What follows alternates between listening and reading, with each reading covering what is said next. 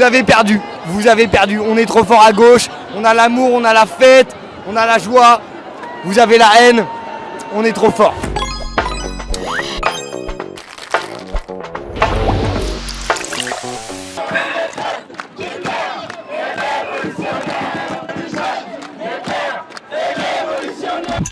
Attends, on a quand même une information de premier plan qui vient de sortir. En fait. Grâce à Monsieur Maillard, il y a un fichier S qui rentre à l'Assemblée nationale. Bah moi, je trouve que c'est l'alliance de la honte, Monsieur Maillard. Ne dites pas ce soir mauvaise nouvelle. C'est grâce à vous qu'il est élu, en fait. C'est une très mauvaise nouvelle. Je le redis. C'est grâce à vous. Il fallait pas voter pour lui. Il fallait pas retirer votre candidat, en fait.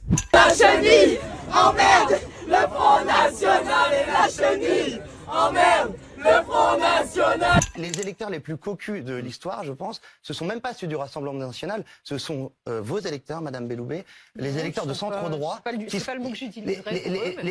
électeurs de centre droit qui se retrouvent un peu hagards et ébahis à voir Madame Belloubet faire alliance avec Jean-Luc Mélenchon et discuter de mesures crypto-soviétiques.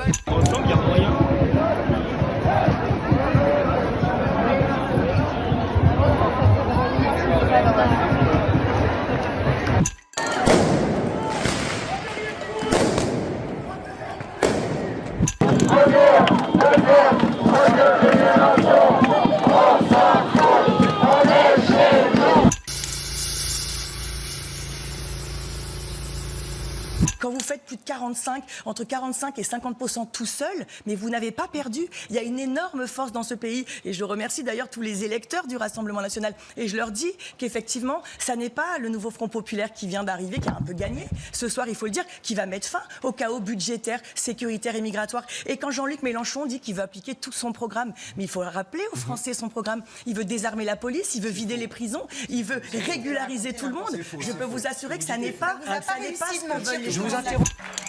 Bonsoir tout le monde, ça va?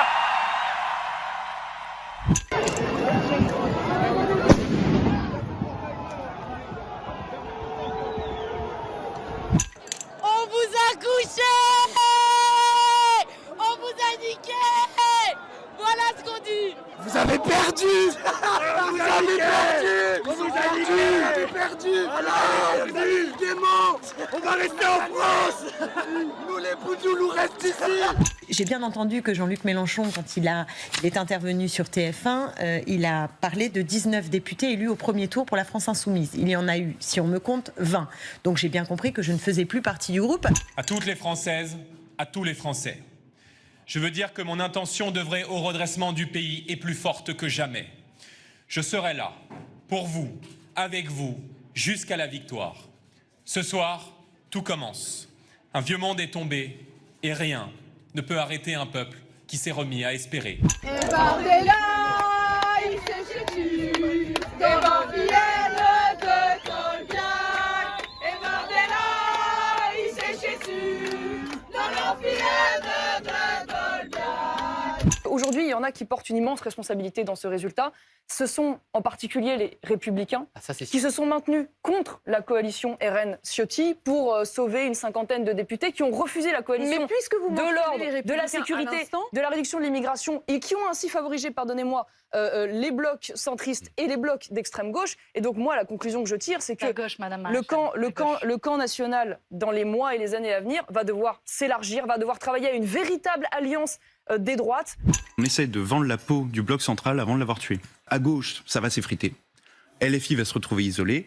Et en gros, la Macronie va tendre le bras au PS et aux écologistes qui ne voudront pas rester affiliés à LFI et qui reviendront dans le camp de la raison, entre guillemets, c'est-à-dire du centre, le gros bloc central, et donc l'arc républicain qu'Emmanuel Macron a appelé de ses voeux dès la dissolution. Ils ne sont d'accord sur rien, à part sur le fait de nous détester. Mais ça va pas tenir, hein. Comme disait le camarade Ramos, c'est un peu comme la vinaigrette. En fait, quand vous la remuez, ils sont obligés d'être un peu d'accord dans la tempête, mais dès que c'est au repos, il n'y a plus rien qui coagule. Et vous allez le voir, c'est exactement ça. Ils n'ont pas de projet commun, à part de nous détester, de détester les Français.